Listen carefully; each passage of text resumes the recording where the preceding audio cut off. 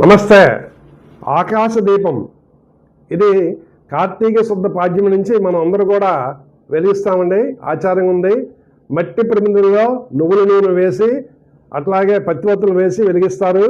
ఆకాశ దీపం ఆకాశం ఎత్తులో వెలిగించాలని దీని ఆకాశ దీపం ఉన్నారు. ముఖ్యంగా ధ్వజస్తంభాలు శివాలయం లేక విష్ణువాలయం ధ్వజస్తంభాలు వెలిగిస్తుంటారు.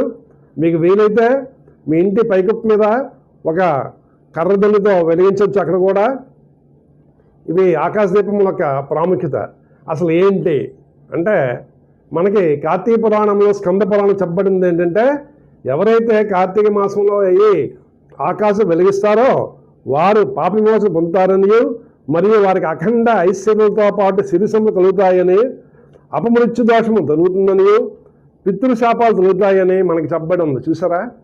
అట్లాగే మనం వెలిగించిన తర్వాత ఏమి చెప్పాలి అన్నది కూడా శాస్త్రం చెప్పబడి ఉంది.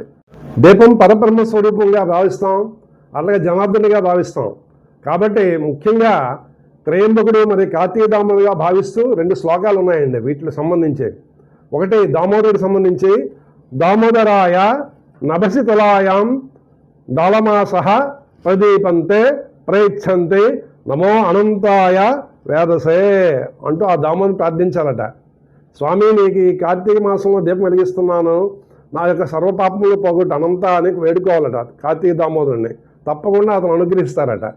అట్లాగే మరొకటి మనకి త్రయంబకుడు ఈశ్వరా అంటూ మనం కీటా పతంగా మసికాచ్చ వృక్షాహ జలే స్థలే ఫలే ఏ నివసంతే జీవాదృష్ట్యా ప్రదీపంచ జన్మభాగిన భవితం త్వం స్వపచాహి విప్రాహ.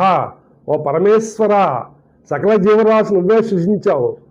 నేను ఈ వెలిగించిన దీపపు కాంతుల్లో అవన్నీ కూడా పరమ పవిత్రంగా మారి వాటి జన్మ తరించాలి అని, వాటికి పుణ్యఫలం రావాలని మనం కోరుకుంటామట. చూసారా? పరమేశ్వరు ఎంత సంతోషిస్తాడో.